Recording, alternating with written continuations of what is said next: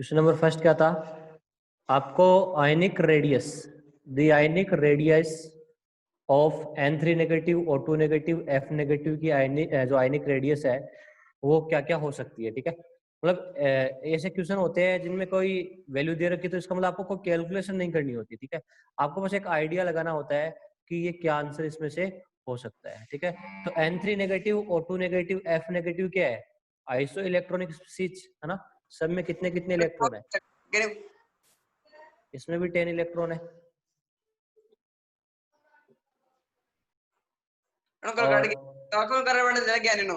में आप देख सकते हो 10 इलेक्ट्रॉन है। O2 नेगेटिव में 10 है, F नेगेटिव में भी क्या है? 10 है।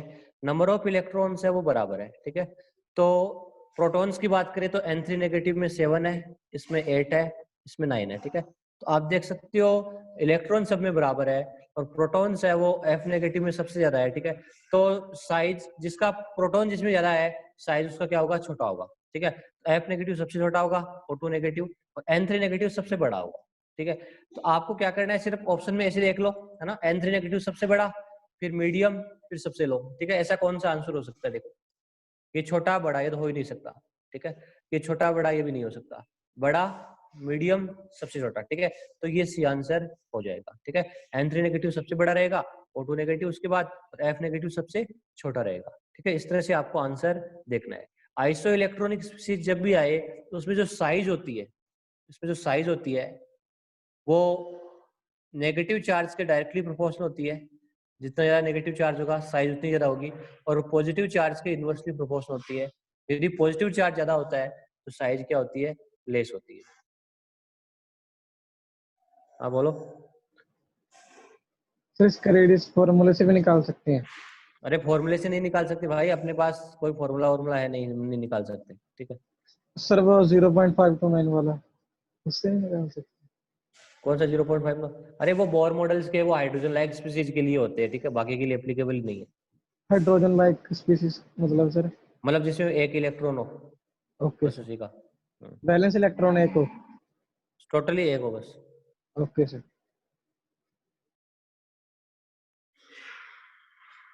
नेक्स्ट क्वेश्चन नंबर सेकंड देखना।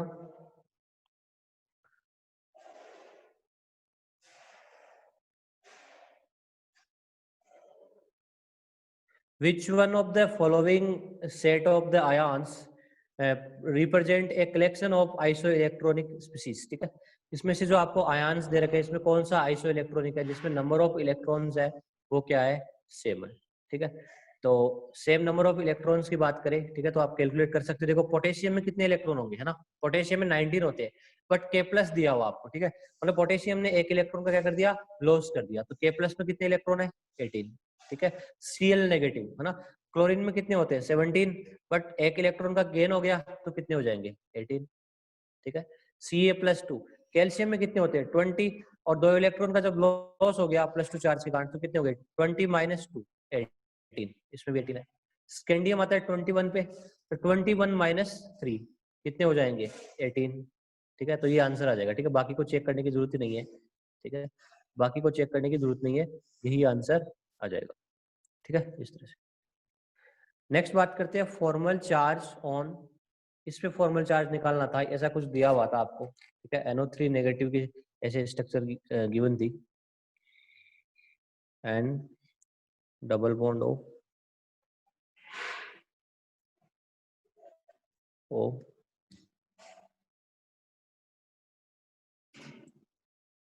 ठीक है, ऐसे कुछ स्ट्रक्चर।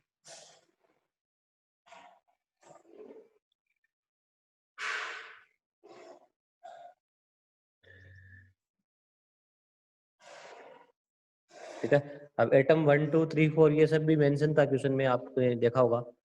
इस एटम को मान लो 1 नाम दिया है, इसको 2 नाम दिया है, इसको 3 नाम दिया है, इसको 4 नाम दिया है। ठीक है, तो आप फॉर्मल चार्ज का जो फॉर्मूला है उससे आप कैलकुलेशन कर सकते हो यहाँ पे। हाँ प्रीतिंदर, क्या प्रॉब्लम है? Good morning sir. हाँ गुड मॉर्निंग। सर जो सर ये पिक्चर है सर उसमें सर कुछ और ही आ रहा था सर, एंड शो हो रहा था सर, उस पे 2 ओ पर, तीनों ओ पर सर एंड शो हो रहा था सर, बॉन्ड भी विजिबल नहीं थे। बॉन्ड नहीं थे? अच्छा नहीं दिख रहा था? सर नहीं दिख रहा था सर, मैं स्क्रीनशॉट भेज देता हूँ सर आपको अभी, नहीं तो। अच्छा ठीक है। हाँ जसकीर्त बोलो। यही बात करनी थी सर, वहां पे सर कुछ समझ ही नहीं लगा पिक्चर में सर क्या आंसर दें उसके पास। ये दो अच्छा तीन क्वेश्चन थे ये बोले फिगर वाले, दोनों पे एंड आ रहा था। सर माइनस भी सर किसी और पर शो नहीं हो रहा था, किसी यस पर सर। माइनस का जा रहा था, किसी पर प्लस का। अच्छा ठीक है मैं बात करूंगा, ठीक है। ये ओके बनाया है सर, उन्होंने, ठीक है। ठीक है।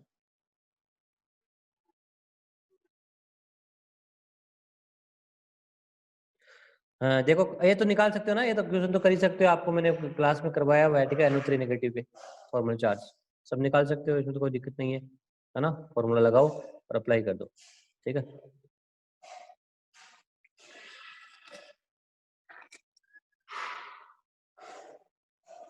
Correct Lewis dot structure of N2O4 की आपको करेक्ट लुईस डॉट स्ट्रक्चर देखनी है, ठीक है। तो देख लो फर्स्ट स्ट्रक्चर में क्या है, नाइट्रोजन ने कितने बॉन्ड बना लिए, देखो डबल डबल सिंगल 5 बॉन्ड बना लिए, ठीक है। इसको देखते ही एलिमिनेट कर दो, या नहीं, ठीक है। नाइट्रोजन पेंटावेलेंट नहीं हो सकता, ठीक है।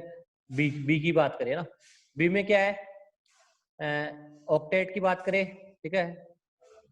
इसका भी पिक्चर क्लियर नहीं था, ठीक है। मैं एक बार बात कर लूंगा, ठीक है। हाँ तो इसमें देखो आप इसमें देखोगे आप 2 2 4 2 6, ठीक है, 7 8, ठीक है। इसमें नाइट्रोजन का ऑक्टेट 2 2 4 2 6 2 8 है ना। इसमें भी कुछ ये सही नहीं है स्ट्रक्चर, ठीक है, क्योंकि एक सिंगल इलेक्ट्रॉन पड़ा है, यहाँ पे डबल बॉन्ड भी बन सकता है, ठीक है। तो ये भी कोई स्ट्रक्चर है वो करेक्ट नहीं है। तो ये स्ट्रक्चर आप देखोगे तो ये बिल्कुल करेक्ट है ना। इसमें नाइट्रोजन का भी ऑक्टेट कंप्लीट हो रहा है, ठीक है। ये इसमें कोऑर्डिनेट बॉन्ड भी बन रहे हैं, ठीक है। तो ये सी आंसर इसका आ जाएगा।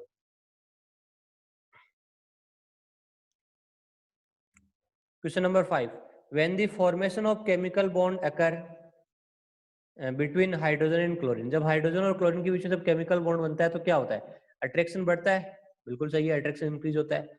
एनर्जी क्या होती है, डिक्रीज होती है, ये भी सही है, ठीक है। और स्टेबिलिटी क्या होती है, इंक्रीज होती है, ये भी सही है। तो इसमें सारे सही है।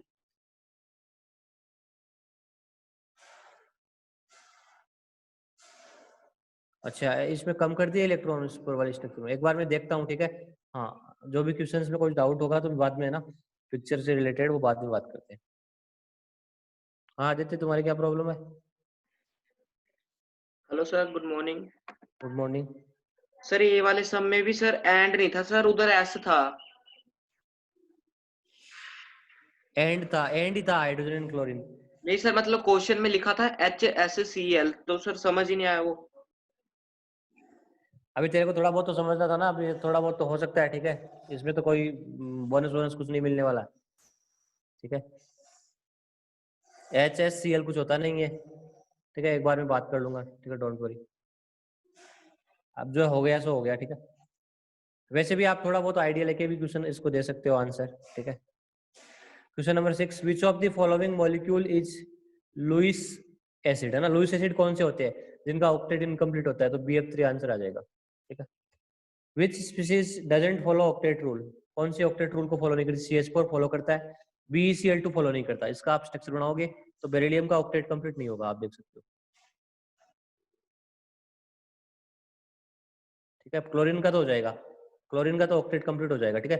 बेरिलियम में कितने इलेक्ट्रॉन रहेंगे, 4 इलेक्ट्रॉन रहेंगे, ठीक है, ओनली 4 इलेक्ट्रॉन, ठीक है। तो इसका ऑक्टेट कंप्लीट होगा नहीं। ओजोन का स्ट्रक्चर आपने बताया था मैंने आपको, उसका हो जाएगा, वाटर का भी हो जाएगा, ठीक है।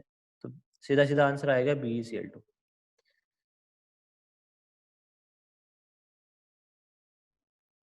इसको ऐड करना गुणवीर सिंह को, वो मैं कर दूंगा ऐड लास्ट में, ठीक है। अभी तो क्लास चल रही है।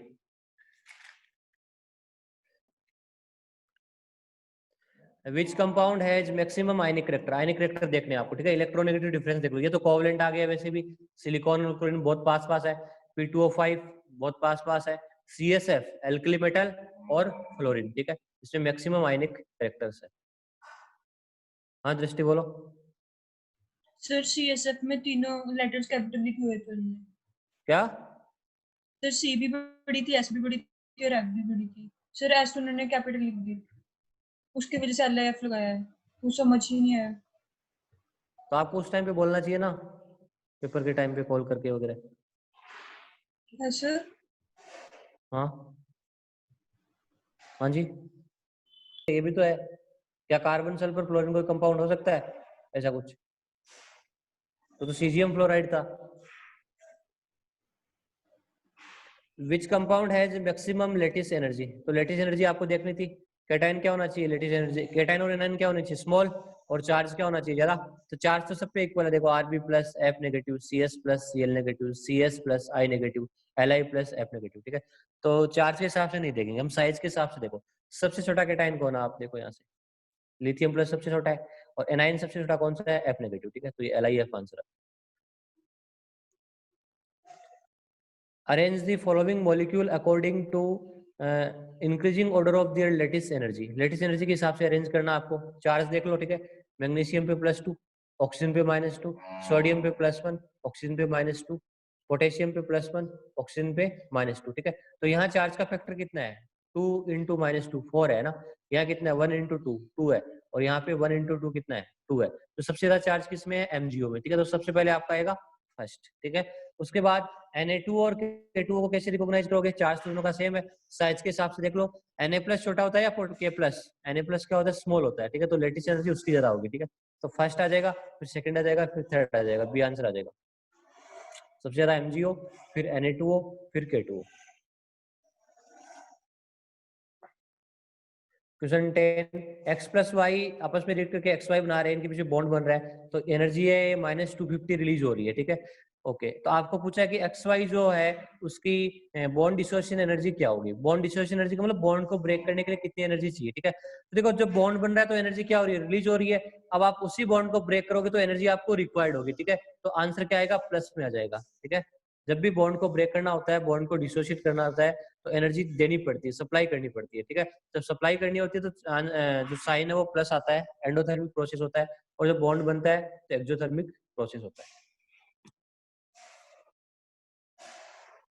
Which bond formed when complete transfer of electron take place? है ना, कौन सा बॉन्ड बनता है कंप्लीट ट्रांसफर से? Ionic bond. Choose the incorrect statement. कौन सा इनकरेक्ट स्टेटमेंट है ये आपको बताना है। A option, H+ is the smallest cation in the periodic table. बिल्कुल सही है, H+ सबसे छोटा कैटाइन होता है। बिल्कुल सही है, बिल्कुल।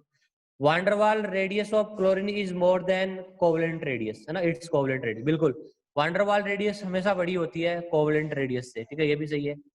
आयनिक mobility of hydrated Li+ is greater than that of hydrated Na+। ठीक है, क्या आयनिक मोबिलिटी हाइड्रेटेड Li+ की ज्यादा होगी? नहीं, है ना, क्योंकि देखो Li+ गैसीय स्टेट में क्या होता है? स्मॉल, Na+ गैस से। ठीक है, जब हाइड्रेटेड होगा, इसको वाटर मॉलिक्यूल सराउंड करेंगे, तो ये क्या हो जाएगा? भारी हो जाएगा। जितना ज्यादा छोटा होगा उतना ही क्या हो जाएगा? भारी हो जाएगा। ठीक है, तो इसका मूवमेंट क्या हो जाएगा? कम हो जाएगा। ठीक है, तो जो Li+ है, ठीक है, उसकी जो हाइड्रेटेड रेडियस है वो बढ़ जाएगी, उसके कारण उसकी मोबिलिटी या जो मूवमेंट है वो कम हो जाएगा। तो ये आंसर है, एक तरह से ये ऑप्शन है, ये गलत हो गया। Helium atom is having highest ionisation energy in the periodic table. बिल्कुल, नोबल गैस की सबसे ज्यादा होती है, और नोबल गैसेज में हीलियम सबसे छोटा होता है, उसके कारण उसकी आयनाइजेशन एनर्जी सबसे ज्यादा होती है। विच ion has the lowest hydration energy? कौन से आयन की हाइड्रेशन एनर्जी लोवेस्ट है? जो सबसे छोटा है उसकी तो हाइड्रेशन एनर्जी क्या होगी? ज्यादा होगी, बिकॉज हाइड्रेशन एनर्जी क्या होती है? इनवर्सली प्रोपोर्शनल होती है साइज के। ठीक है, तो लोवेस्ट किसकी होगी? आयोडाइड आयंस की। ठीक है, आयोडाइड की सबसे लो होगी। ठीक है, हाँ बोलो आदित्य। सर मैंने आयोडाइन नहीं लगाया सर, मेरा गलत बता के फ्लोरीन आ रहा है आंसर। नहीं, आई नेगेटिव ही आएगा। सर तो एक बार सर को बता दें कि ये वाला गलत ऑप्शन आ रहा है। सबका यही आ रहा है? Anyone else? दृष्टि? सर आप वो खुद वाला लगा दो ना, कि खुद नहीं, में सब उनका। कहाँ आ रहा है? वो बाकी बोल रहे आ ही नहीं रहा। सही है सब कुछ, तेरा ही सर कैसे मैं आ रहा है सब? वो पिक सेंड कर दूंगा आपके नंबर पे। ठीक है, सही आंसर आ रहा है। ठीक है, calculate the valence electron in nitrogen, boron, chlorine. बताओ नाइट्रोजन में कितने वैलेंस इलेक्ट्रॉन होते हैं? 5। बोरॉन में कितने होते हैं? बोरॉन 5 पे आता है, इससे पहले नोबल गैस हीलियम 5 - 2 3 होते हैं, और क्लोरीन जितने भी हेलोजन है उसमें 7 वैलेंस इलेक्ट्रॉन होते हैं। तो ये सिंपल सा था, सी आंसर आ जाएगा।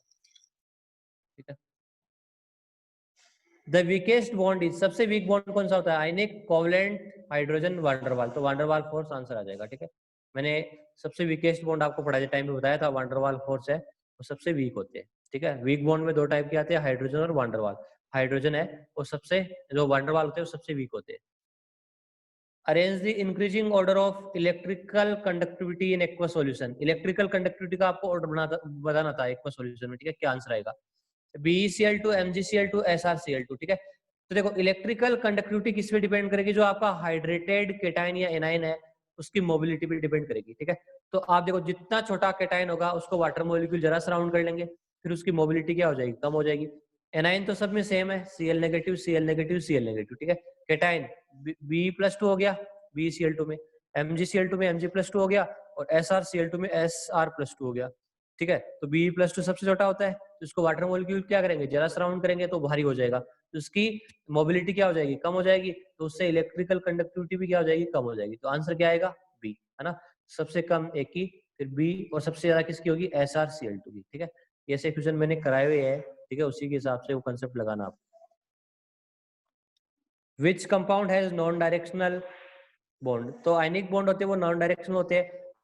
आप देख लो सबसे आयनिक कौन है इसमें, ठीक है। HCl तो कोवेलेंट बॉन्ड आ गया, नॉन मेटल के बीच में है। CSF, ठीक है, बिल्कुल ये आयनिक है। PS3 ये भी कोवेलेंट है, BF3 भी कोवेलेंट है, ठीक है। आंसर क्या आ जाएगा? CSF, ठीक है।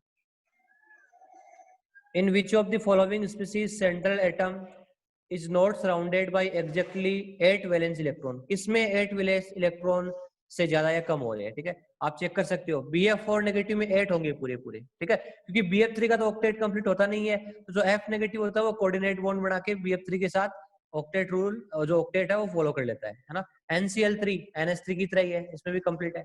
PCl4+, PCl5 में नहीं होता, बट PCl4+ में हो जाएगा, बिकॉज फॉस्फोरस है वो इलेक्ट्रॉन का क्या कर देगा? एक इलेक्ट्रॉन का तो लॉस कर देगा, और एक क्लोरीन वैसे ही कम हो गया, ठीक है, तो इसका ऑक्टेट कंप्लीट होगा। SF4 का नहीं होगा, आप देख सकते हो, ठीक है, सिंपल सी है। SF4 sulphur, chlorine, fluorine, fluorine, fluorine, ठीक है। सल्फर के पास कितने वैलेंस इलेक्ट्रॉन होते हैं? 6, है ना। तो एक एक इलेक्ट्रॉन तो आप यहाँ रख दो, ठीक है, बिल्कुल। फ्लोरीन के एक एक इलेक्ट्रॉन यहाँ पे आएंगे, तो सल्फर के सराउंडिंग में कितने हो रहे हैं? देखो 6 तो सल्फर के पास खुद के पास है, और 4 फ्लोरीन से आ रहे तो 10 हो रहे हैं। अच्छा 8 इलेक्ट्रॉन नहीं लिखा था, ओके।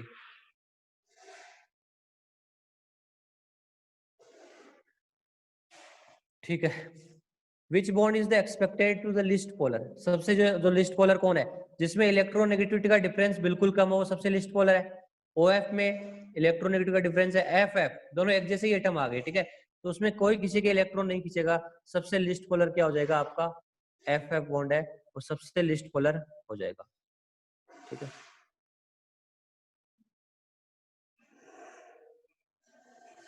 ठीक है, तो मैं एक बार बात कर लेता हूँ इन सब के बारे में, आगे से आपको कोई प्रॉब्लम नहीं आएगी, ठीक है। आगे जो पेपर है उनमें ये पहली बार प्रॉब्लम आ रही है, इससे पहले भी केमिस्ट्री में प्रॉब्लम आई हुई है इस तरह से। हाँ, तो लिस्ट पोलर और नॉन पोलर तो एक ही बात हुई ना। लिस्ट पोलर मतलब नॉन पोलर, सबसे कम पोलर कौन है? मतलब नॉन पोलर। चलो अगली बार से हम है ना पूरा एकदम ध्यान रखेंगे, ठीक है। अब की बार जो हो गया, मैं है ना एक दो क्वेश्चन में देखता हूँ, ठीक है, क्या होता है, कुछ प्रॉब्लम है तो मैं बोनस करवा दूंगा। आपके कितने कितने मार्क्स आए, आप अपने मार्क्स बताओ सबके सब, ठीक है, जिन्होंने टेस्ट दिया ना, मैं देखूंगा। सबके सब मैसेज करो अपने मार्क्स, ठीक है, इंडिविजुअली आप मैसेज कर सकते हो कितने कितने आए, ठीक है। 80 का था ना, आपको 80 में से मार्क्स बताने हैं, ठीक है, केमिस्ट्री के 80 में से, 80 में से बताने हैं।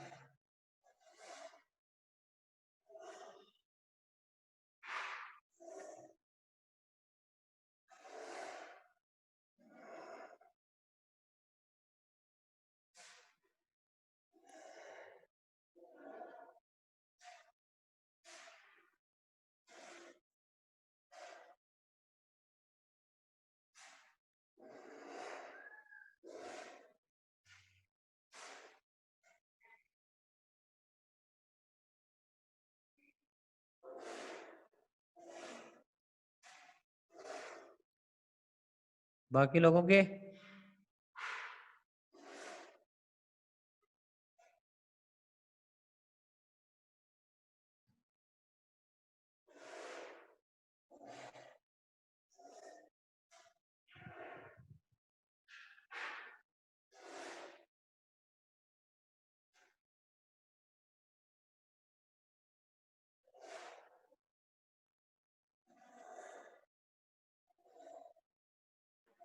Yes sir. क्या क्या क्या बोल रहा है? सर कुछ नहीं, उसने तो हैंड नीचे कर ले भाई।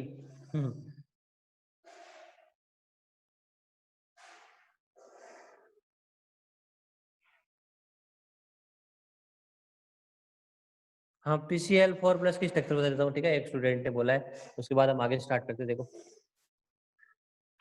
PCl4+, ठीक है, कैसे बनेगा देखो। एक इलेक्ट्रॉन कम है यहाँ पे, ठीक है। तो एक इलेक्ट्रॉन कम आप फॉस्फोरस से कर दो, ठीक है, वो लेस्ट इलेक्ट्रोनेगेटिव है ना। तो अब फॉस्फोरस के पास कितने इलेक्ट्रॉन है?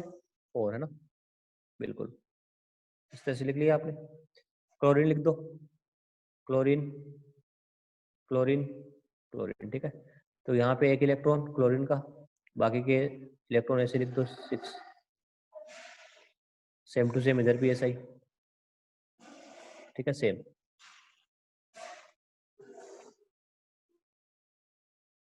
तो जितने भी क्लोरीन है सबका ऑक्टेट कंप्लीट हो रहा है, और जो फॉस्फोरस है उसका भी ऑक्टेट क्या हो रहा है?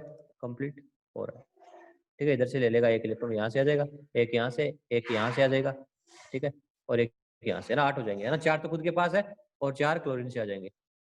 हाँ हरजोत सिंह बोलो। सर अगर हम एक इलेक्ट्रॉन Cl से कम कर दें तो? Cl से क्यों कर दिया? मैंने बताया था ना, लेस इलेक्ट्रोनेगेटिव से इलेक्ट्रॉन निकालना है। Okay sir. जब नेगेटिव है तो Cl को देना है सराउंडिंग को। सर वैसे अगर करेंगे तो बन तो जाएगी ना स्ट्रक्चर? नहीं नहीं, वो गलत है, ठीक है, ऐसे कुछ भी नहीं बनाना है, ठीक है। हाँ, ओके सर। चलो हम आगे स्टार्ट करते हैं केमिकल बॉन्डिंग को, ठीक है। नेक्स्ट स्टार्ट करते हैं।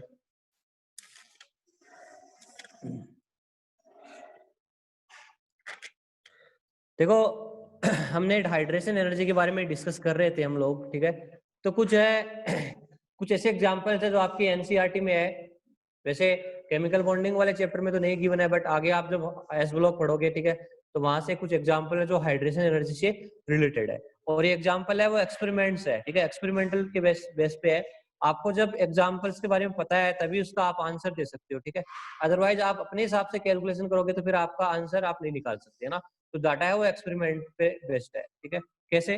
जैसे हाइड्रेशन एनर्जी मैंने पढ़ाया था आपको, ठीक है, वो किसके डायरेक्टली प्रोपोर्शनल होता है, किसके इनवर्सली प्रोपोर्शनल होता है?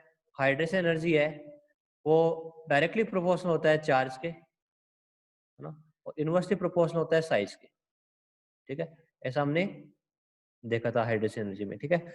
जो कैटायन या एनायन जितना जरा छोटा होगा, वाटर मॉलिक्यूल उसको उतना ही जरा सराउंड करेंगे, ठीक है। अब आप ग्रुप में टॉप टू बॉटम जाओ, आप ग्रुप में टॉप टू बॉटम जा रहे हो, ठीक है, मैं ग्रुप की बात कर रहा हूँ, टॉप टू बॉटम गए हम, ठीक है। तो टॉप टू बॉटम जाने पे साइज क्या हो रहा है? कोई भी कैटायन हो, है ना, जो भी है साइज क्या करेगा? इंक्रीज ही करेगा सबका साइज, ग्रुप में आप टॉप टू बॉटम जाओगे तो, ठीक है। तो साइज इंक्रीज करेगा, ठीक है। तो बताओ हाइड्रेशन एनर्जी क्या करेगी? डिक्रीज करेगी, है ना। और जो लेटिस एनर्जी है वो भी साइज की क्या होती है?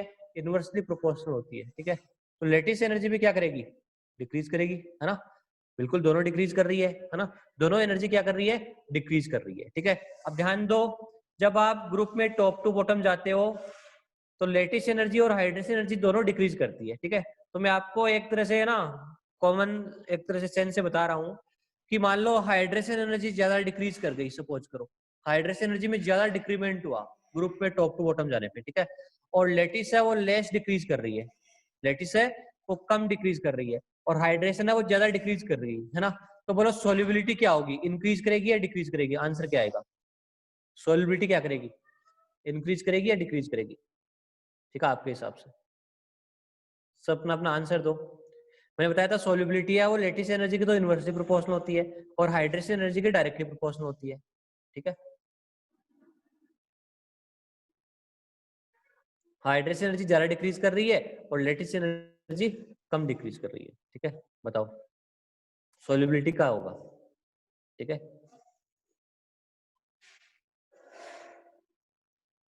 ठीक है। तो सोल्युबिलिटी क्या करेगी? देखो सोल्युबिलिटी मैंने पढ़ाया था कंसेप्ट, सोल्युबिलिटी है वो डायरेक्टली प्रोपोर्शनल होती है किसके? हाइड्रेशन एनर्जी की, है ना। जितना ज्यादा आपका जो सोल्यूट और सॉल्वेंट के बीच में इंटरेक्शन होगी उतना ही वो जरा मतलब अच्छे से डिजोल्व करेगा, ठीक है। NaCl वाटर में क्यों डिजोल्व हो रहा है? बिकॉज वाटर मॉलिक्यूल है वो कैटायन और एनायन को सराउंड कर ले, ठीक है। तो सोलिबिलिटी हाइड्रेशन एनर्जी की क्या होती है? Directly proportional, but inversely proportional होती है लेटिस एनर्जी की। जितना ज्यादा स्ट्रॉन्ग लेटिस होगा उसकी एनर्जी उतनी क्या होगी? ज्यादा होगी। देखो लेटिस एनर्जी जितनी ज्यादा होगी लेटिस उतना ही स्ट्रॉन्ग होगा, ठीक है। और लेटिस जितना स्ट्रॉन्ग होगा वो वाटर में इजीली ब्रेक नहीं होगा, ठीक है।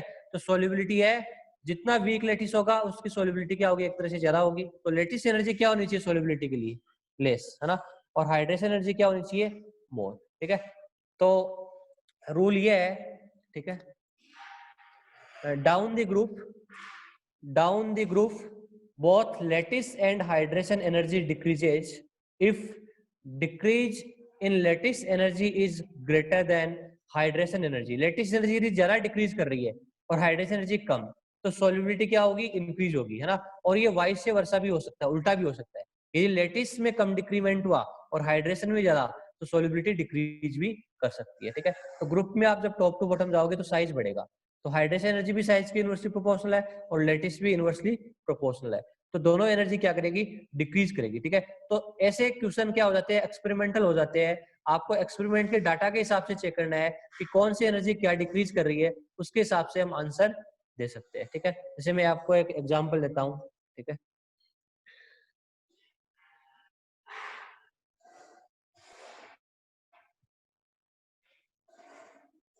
How lattice energy depend on size and charge. Harjot Singh मैंने पिछले क्लास में समझा दिया, ठीक है, दोबारा रिपीट नहीं करेंगे। मैंने पूरा एक लेक्चर दिया हुआ है डिटेल में।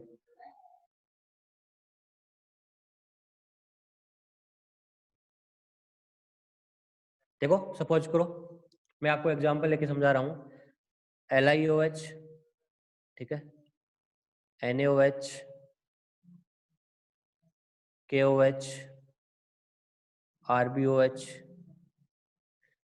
CSOH।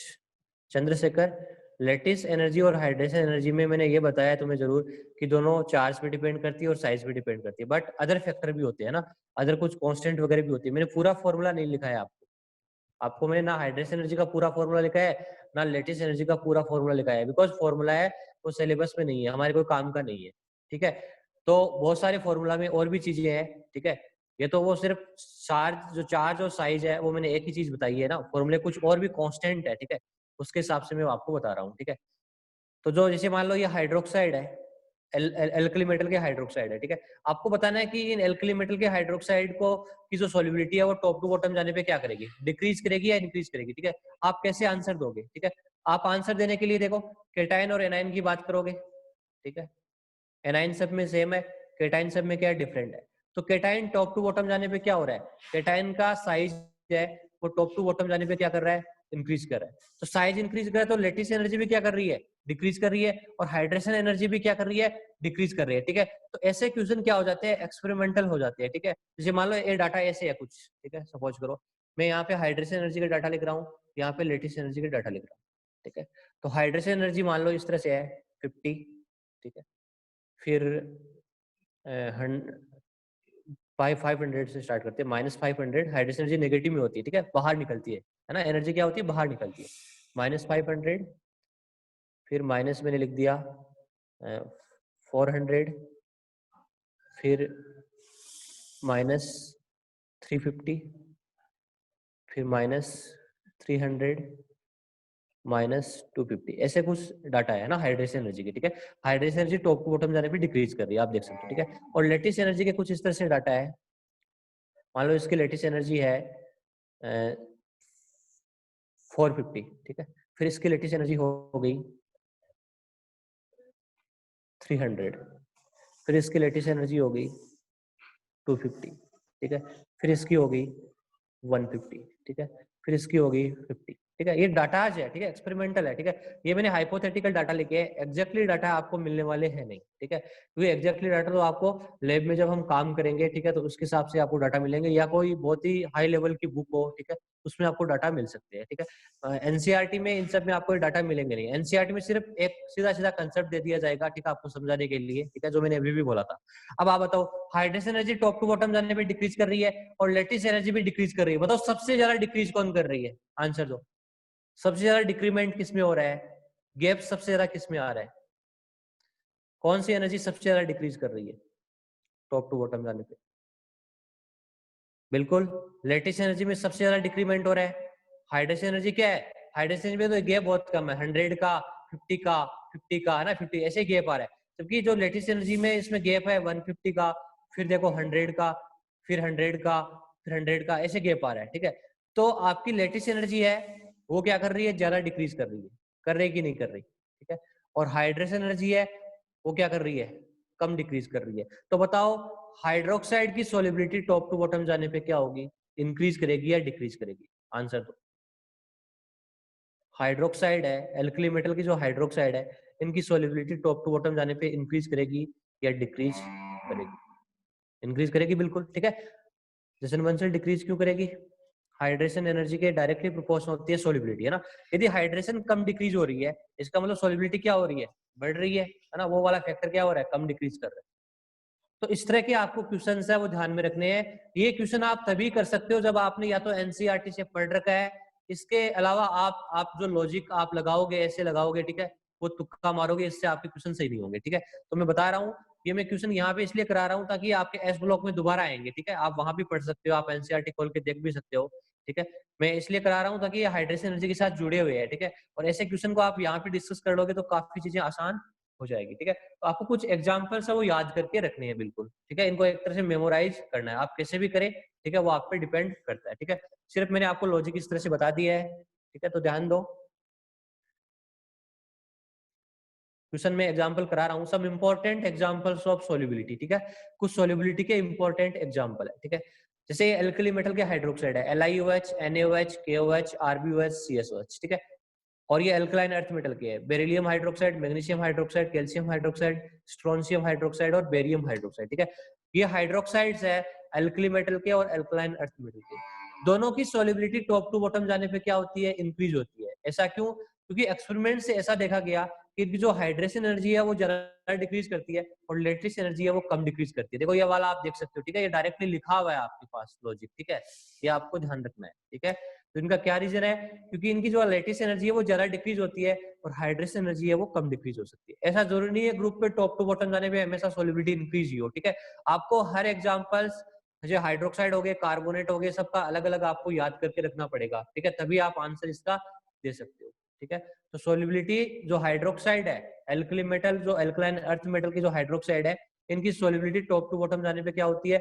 इंक्रीज होती है। और इसकी जो लेटेस्ट एनर्जी है उनमें जरा डिक्रीमेंट होता है और हाइड्रेशन एनर्जी लेस डिक्रीज होता है। आपके एग्जाम में क्वेश्चन कैसे आ सकता है? ठीक है, एग्जाम में ऐसे पूछेंगे कि एल्कली मेटल के हाइड्रोक्साइड की जो सोल्युबिलिटी है वो टॉप टू बॉटम जाने पे डिक्रीज हो रही है, क्या रीजन है? ठीक है, बोलेंगे हाइड्रेशन एनर्जी डिक्रीज कर रही है ना, there is less decrease in hydration energy, या there is more decrease in hydration energy, या ऐसे हो सकता है there is less decrease in lattice energy, none of this. ठीक है, तो आपको एक आंसर है उनमें से चूज करना है जो आपको मोस्ट अप्रोप्रिएट लगे। ठीक है, जैसे हाइड्रोक्साइड की होगी वैसे बाइकार्बोनेट और कार्बोनेट की होती है। बाइकार्बोनेट क्या होते हैं? Hydrogen carbonate. ठीक है, तो hydrogen carbonate of alkali and alkaline earth metal. ठीक है, जैसे NaHCO3 हो गया। ठीक है, सोडियम हाइड्रोजन कार्बोनेट, फिर पोटेशियम हाइड्रोजन कार्बोनेट हो गया, रुबिडियम हाइड्रोजन कार्बोनेट हो गया और सोडियम हाइड्रोजन कार्बोनेट हो गया। ये हाइड्रोजन कार्बोनेट है। मैंने लिथियम हाइड्रोजन कार्बोनेट क्यों नहीं लिखा है? देखो लिथियम हाइड्रोजन कार्बोनेट एक्वस जो सॉलिड स्टेट में होता ही नहीं है। ठीक है, कभी भी lithium hydrogen carbonate solid state में आता ही नहीं है। ठीक है, बिकॉज उसमें कोवलेंट करेक्टर बहुत ज्यादा होते हैं। मैं आपको एस ब्लॉक में पढ़ाऊंगा। ठीक है, ये फजांस रूल से हम एक्सप्लेन कर सकते हैं। ठीक है, और एल्कलाइन अर्थ मेटल के जो हाइड्रोजन कार्बोनेट होते हैं वो भी सॉलिड स्टेट में नहीं होते, वो सारे एक्वस होते हैं। ठीक है, तो सिर्फ ये जो सॉलिड स्टेट में होते हैं NaHCO3 होते हैं या KHCO3 होते हैं या RbHCO3 होते हैं या CHCO3 होती है। ठीक है, जो सॉलिड में होता है उसी की सॉलिबिलिटी की हम बात करेंगे। जो ऑलरेडी लिक्विड है, ठीक है, जो वाटर में पहले ही इसमें पानी है तो उसका तो कोई मीनिंग नहीं है। ठीक है, तो हम जो सॉलिड है उसको वाटर में डिजोल्व कर रहे हैं। तो जो एल्कली मेटल्स है उनके हाइड्रोजन कार्बोनेट की सॉल्युबिलिटी टॉप टू बॉटम जाने पे इंक्रीज होती है, बिकॉज लेटिस एनर्जी यहाँ पे ज्यादा डिक्रीज होती है और हाइड्रेशन एनर्जी कम डिक्रीज होती है। ठीक है, ये आप नोट करके लिखा हुआ है, LiSCO3 and carbonates of alkaline earth metal doesn't exist in solid state. ठीक है, ये आपको चीजें याद करके रखनी है। ठीक है, इसको हम फजांस रूल से भी समझा सकते हैं। ठीक है, थोड़ी देर में आएगा, बस एक दो दिन मतलब कल ही हम फजांस रूल को पढ़ेंगे इसके बाद। नेक्स्ट एग्जांपल 3 देखो, ठीक है। Carbonates of alkali and alkaline earth metal, ठीक है। कार्बोनेट्स जैसे लिथियम कार्बोनेट हो गया, Li2CO3 हो गया, सोडियम कार्बोनेट हो गया, Na2CO3 हो गया, K2CO3 आपका पोटेशियम कार्बोनेट हो गया, ठीक है। तो कार्बोनेट की सोलिबिलिटी होती है, एल्कली मेटल के कार्बोनेट्स की सोलिबिलिटी होती है और टॉप टू बॉटम जाने पे क्या करती है, इंक्रीज करती है, ठीक है। इंक्रीज करती है बिकॉज लैटिस एनर्जी ज्यादा डिक्रीज करती है और हाइड्रेशन एनर्जी लेस डिक्रीज करती है। बट एल्कलाइन अर्थ मेटल के जो कार्बोनेट्स है उसमें ये ट्रेंड फॉलो नहीं होता, उसमें रिवर्स हो जाता है, ठीक है। ठीक है, जो बेरियम कार्बोनेट है वो सबसे ज्यादा सोल्यूबल होता है। इसका क्या रीजन होता है, जो एल्कलाइन अर्थ मेटल के कार्बोनेट है उनमें सोल्युबिलिटी टॉप टू बॉटम जाने पे क्या करती है, डिक्रीज करती है। इसका रीजन होता है कि लेटिस एनर्जी यहाँ पे कम डिक्रीज करती है और हाइड्रेशन एनर्जी है वो ज्यादा डिक्रीज करने लगती है, ठीक है। जो ये वाइस से वर्सा भी हो सकता है, मैंने ऊपर लिखाया है रूल में, ठीक है। जरूरी नहीं है हमेशा इंक्रीज करे हमेशा डिक्रीज करे सोल्युबिलिटी, ठीक है।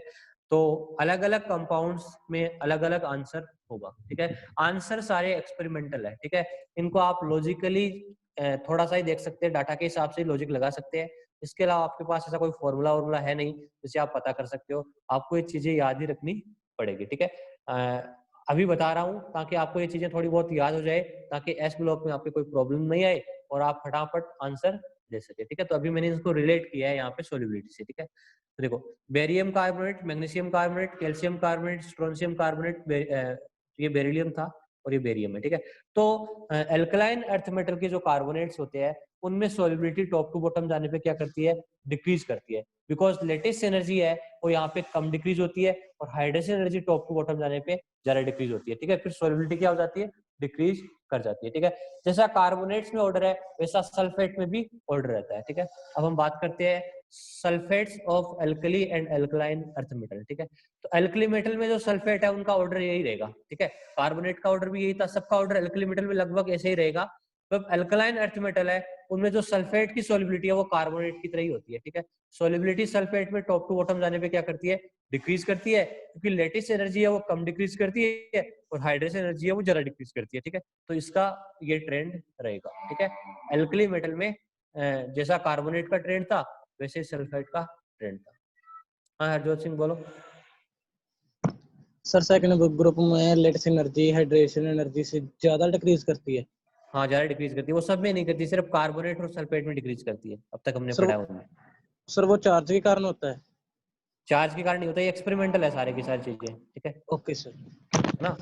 चार्ज कुछ नहीं है, एक्सपेरिमेंट्स है, ठीक है। मतलब हाइड्रेशन एनर्जी है उनकी कैलकुलेशन होती है, ठीक है। ऐसा तो है नहीं हाइड्रेशन एनर्जी और लेटिस एनर्जी दोनों साइज की इन्वर्सली प्रोपोर्शनल होती है, दोनों का आंसर सेम आएगा। लेटिस एनर्जी आप कैलकुलेट करोगे या हाइड्रेशन एनर्जी कैलकुलेट करोगे, ठीक है, सबका आंसर अलग अलग आएगा, ठीक है, क्योंकि दोनों एक तरह से एनर्जी अलग अलग है, ठीक है। लेटिस का मतलब क्या होता है, जब कैटायन और एनायन आपस में बहुत ज्यादा इलेक्ट्रोस्टैटिक फोर्स लगा के क्लोज आ जाए, ठीक है, तब एनर्जी क्या होती है, रिलीज होती है, ठीक है। और hydration energy iron dipole interaction के कारण रिलीज होती है, ठीक है। तो दोनों में फर्क है, दोनों का कैरेक्टरिस्टिक ही अलग है, ठीक है। तो दोनों के आंसर्स ही अलग आएंगे, डाटा भी क्या आएंगे, अलग आएंगे।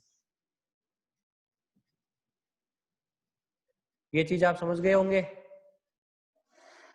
हाँ जी, चंद्रशेखर, प्रणव, अभिषेक, लीजा, विशा, रितेंद्र सिंह।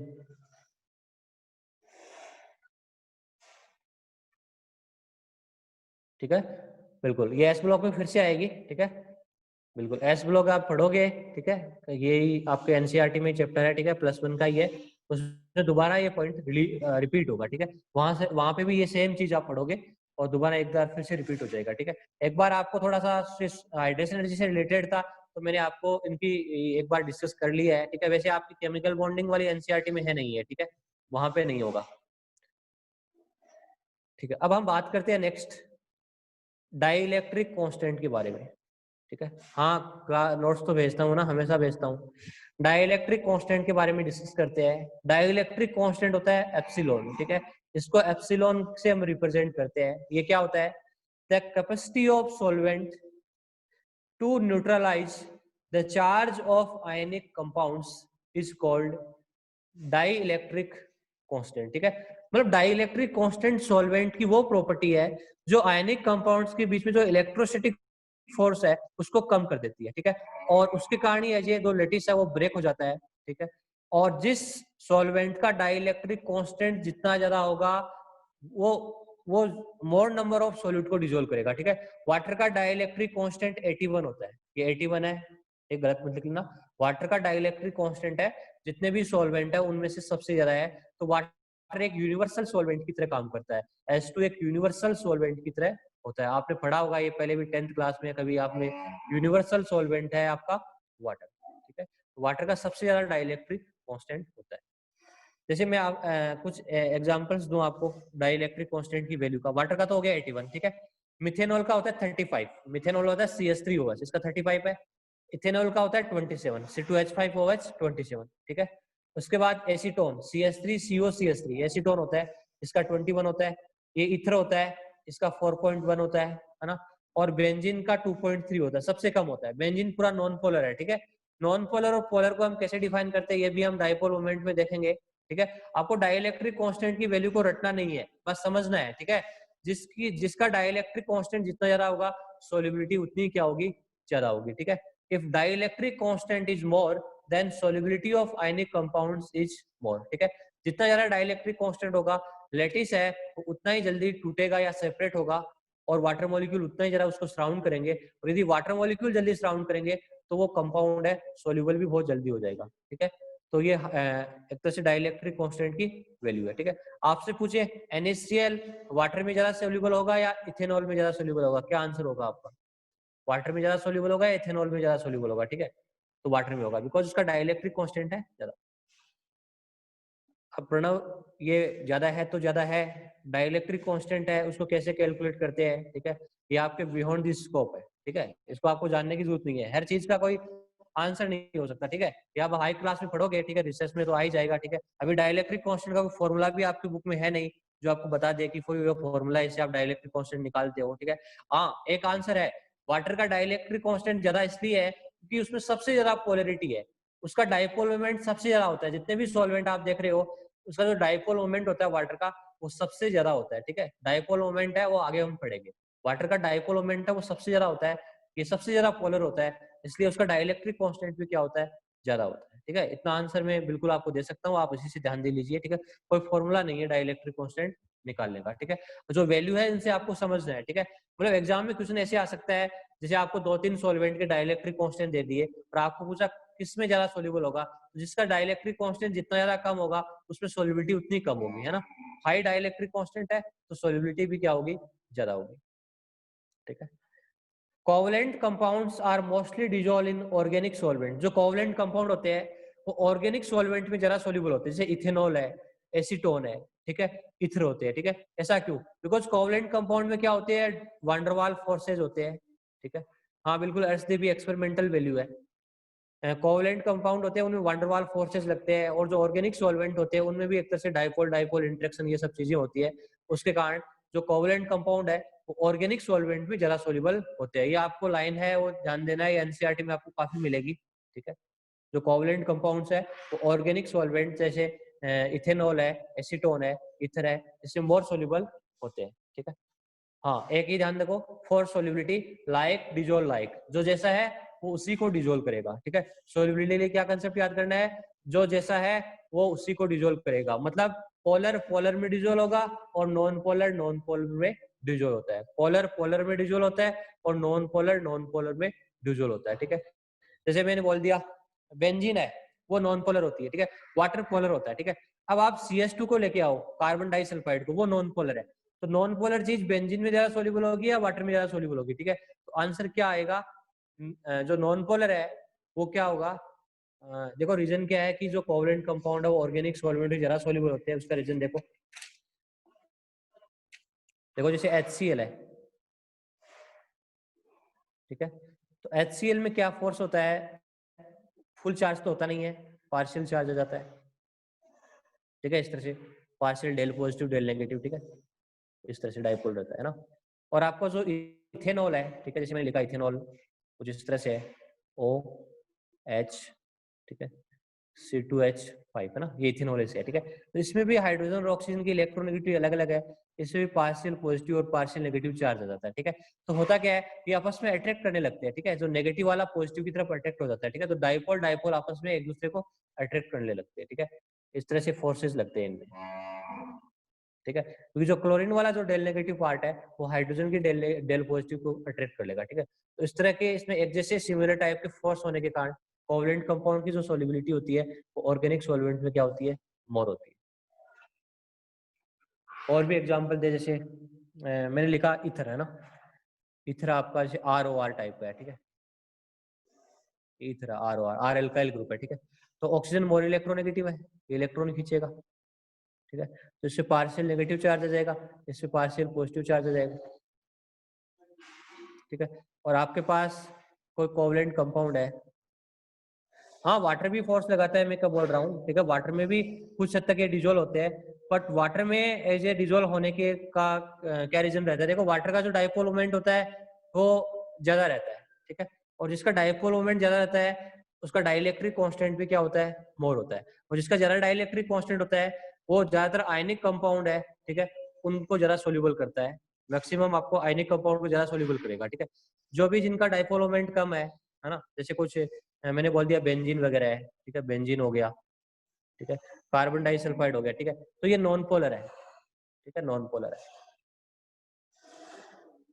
तो नॉन पोलर चीजें हैं, ऐसे कंपाउंड ऐसे सॉल्वेंट में डिजोल्व होगी जो खुद नॉन पोलर है। ठीक है, मतलब नॉन पोलर में ही डिजोल्व होगी, क्योंकि लगभग एक जैसे फोर्स होंगे। ठीक है, तो सॉल्युबिलिटी क्या होगी, ज्यादा होगी। ठीक है, तो देखो बेंजीन और CH2 दोनों नॉन पोलर है, एक दूसरे में सोल्यूबल होते हैं, बट वाटर के अंदर आपका ये सोल्यूबल नहीं होता। ठीक है, क्योंकि वाटर क्या होता है, पोलर होता है। ठीक है, तो ऑर्गेनिक कंपाउंड्स है उनकी solubility as a covalent compound में, सॉरी ऑर्गेनिक सॉल्वेंट में आपके जो कोवलेंट कंपाउंड हो मोर सोल्यूबल होते हैं, क्योंकि उनमें एक जैसे फोर्सेज काम करते हैं।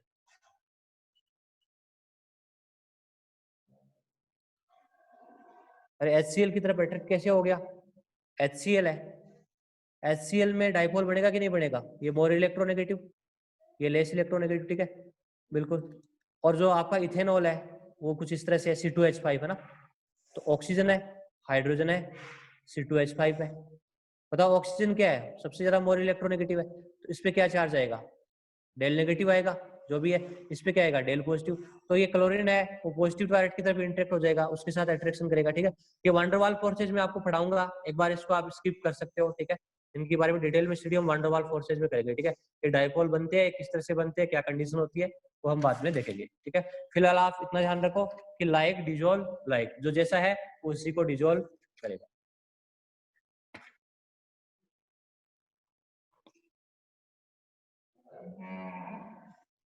H2SO4 और जो हाइड्रोजन पेरोक्साइड होते हैं इनका डाइलेक्ट्रिक कांस्टेंट भी ज्यादा होता है। H2SO4 जो H2O2 होता है, H2SO4 होता है सल्फ्यूरिक एसिड, और H2O2 होता है आपका हाइड्रोजन सल्फाइड, मतलब हाइड्रोजन पेरोक्साइड। ठीक है, तो इनका जो डाइलेक्ट्रिक कांस्टेंट होता है वो भी हाई होता है, बट ये अच्छे सॉल्वेंट नहीं होते। इसका रीजन है क्योंकि ये ऑक्सीडाइजिंग एजेंट की तरह काम करते हैं। आपका जो H2SO4 है ये अच्छा सॉल्वेंट नहीं है। इसका क्या रीजन है, क्योंकि ये ऑक्सीडाइजिंग एजेंट की तरह काम करता है, ऑक्सीडाइजिंग एजेंट। ठीक है, जो भी कोई कंपाउंड आएगा उसका ऑक्सीडेशन कर देगा। ठीक है, तो आप तो क्या कर रहे हो, उसको सोल्यूबल कर रहे हो, है ना, मतलब कोई नया कंपाउंड नहीं बनना चाहिए।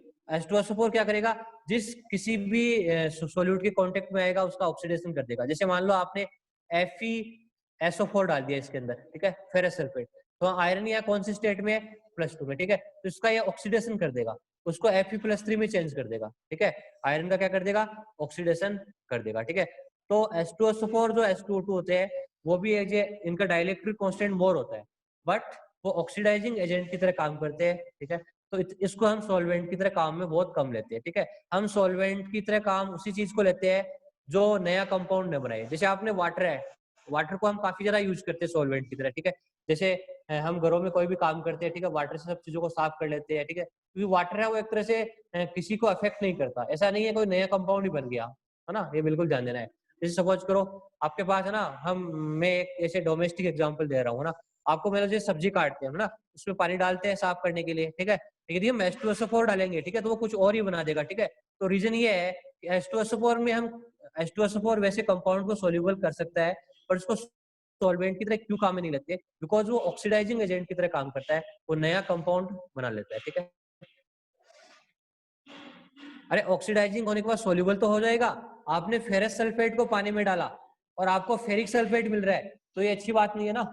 आप डाल रहे हो किसी और चीज को, आपको मिल कुछ और ही रहा है। ठीक है, जो ओरिजिनल चीज है वो लॉस हो रही है, तो फिर उसको हम सबसे लिस्ट ऑक्सीडाइजिंग एजेंट कौन सा होता है? अरे सबसे लिस्ट का मतलब जैसे हम ऐसा एजेंट काम में लेंगे जो ना तो स्ट्रॉन्ग ऑक्सीडाइजिंग एजेंट हो ना रिड्यूसिंग एजेंट हो, ठीक है।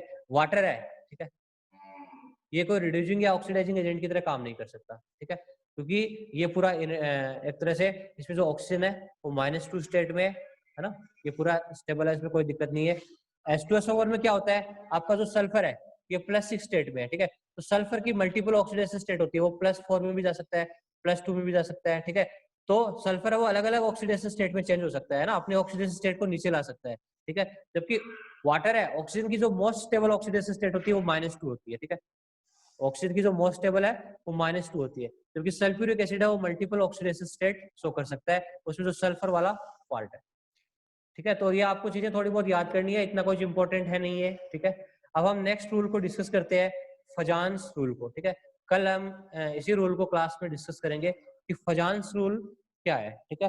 फजान्स रूल इनऑर्गेनिक केमिस्ट्री का सबसे इंपॉर्टेंट रूल है, बहुत सारे चैप्टर में फजान्स रूल काम में आता है, ठीक है। मतलब आपने देखा होगा, अब आप आयनिक या कोवलेंट कैरेक्टर को देखते हो तो इलेक्ट्रोनेगेटिविटी डिफरेंस चेक करते हो, ठीक है। अब आपको इलेक्ट्रोनेगेटिविटी डिफरेंस चेक करने की जरूरत नहीं है, क्योंकि आप इलेक्ट्रोनेगेटिविटी का डिफरेंस देखोगे तो आपको क्या हो जाएगा, टाइम बहुत लग जाएगा, ठीक है। तो हम जो आयनिक कंपाउंड्स होते हैं उसमें कोवलेंट कैरेक्टर किस तरह से आते हैं, ठीक है, कोई भी आयनिक बॉन्ड है वो 100% आयनिक क्यों नहीं होता, उसमें कोवलेंट कैरेक्टर क्यों आ जाते हैं, इन सब चीजों के बारे में हम पढ़ेंगे फजान्स रूल में, ठीक है। तो फजान्स रूल को फिलहाल हम कल डिस्कस करते हैं, क्योंकि आज टाइम हो गया पूरा, ठीक है। आज आप जितना पढ़ा है आप एक बार याद कर लीजिए, ठीक है, ये सब चीजें, ठीक है।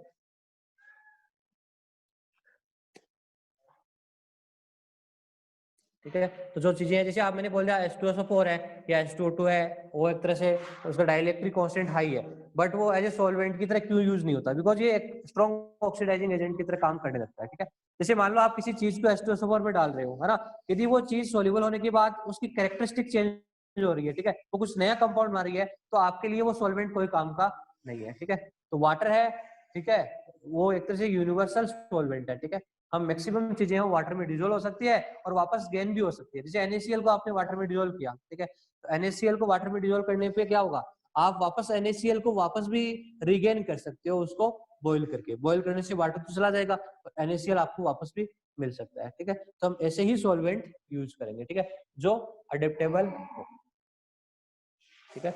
तो आज के लिए बस इतना ही, है ना। आज आपकी पीरियोडिक टेबल की क्लास आज नहीं लेते हैं, ठीक है, जितना आप मैंने पढ़ा दिया पीरियोडिक टेबल में वो आप सारी चीजें पढ़ के आइएगा, ठीक है।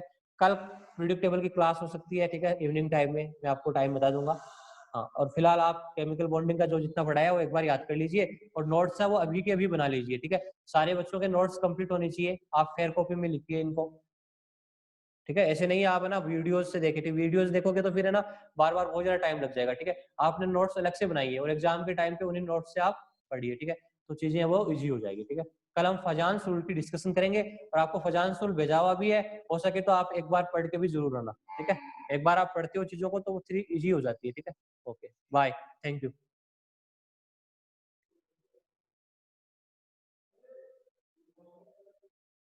हाँ अंकिता बोलो, है तुम्हारे पास, ठीक है। कॉपर 29 पे आता है, इसका कॉन्फ़िगरेशन है, मान लो आप लिखोगे तो ऑर्गन क्या लिखोगे, शुरू शुरू में आप ऐसे ही लिखोगे ना, 4s2 पूरा बढ़ जाएगा और यहाँ पे आएगा 3d9 आएगा, ऐसे ही आएगा, है ना। Yes sir. But half field और फुल फील्ड बहुत स्टेबल होते हैं, ठीक है। तो हम क्या करेंगे, ठीक है, यहाँ पे 4s और 3d में एनर्जी डिफरेंस बहुत कम है, ठीक है, तो हम एक इलेक्ट्रॉन को इसमें डाल देंगे, जिससे ये हो जाएगा 4s1 3d10, है ना। तो ये क्या हो गया, फुल फील्ड हो गया, और ये क्या हो गया, हाफ फील्ड हो गया, दोनों स्टेबल हो गए ना। Yes sir. ठीक है, इस तरह से करना है, ऐसे क्रोमियम में है ना। सर जैसे प्लैटिनम है, हाँ हाँ, सर उसका 5d10 और 6s2 होता है ना। नहीं उसका 5d9 शायद 6s2 होता है, ये होता है। सर वो तो हाफ फील्ड करके होगा ना। नहीं, देखो सारों में ये रूल काम नहीं करता, ठीक है। 6s। हाँ सुनो सुनो मेरी बात सुनो, ये जो रूल्स है ये सारे एलिमेंट्स पे काम नहीं करेंगे, ठीक है। जिसमें एक्सेप्शन है उसको आप एक्सेप्शन की तरह याद करके रखिए, ठीक है। आप प्लेटिनम है, इनका कॉन्फ़िगरेशन है वो आगे आ जाएगा, वापस +2 में भी हम रिपीट करेंगे, ठीक है, इन सब चीजों को। तो आप फिलहाल 30 तक इलेक्ट्रॉनिक कॉन्फ़िगरेशन याद करके रखिए, ठीक है। 30 ओके सर। हाँ।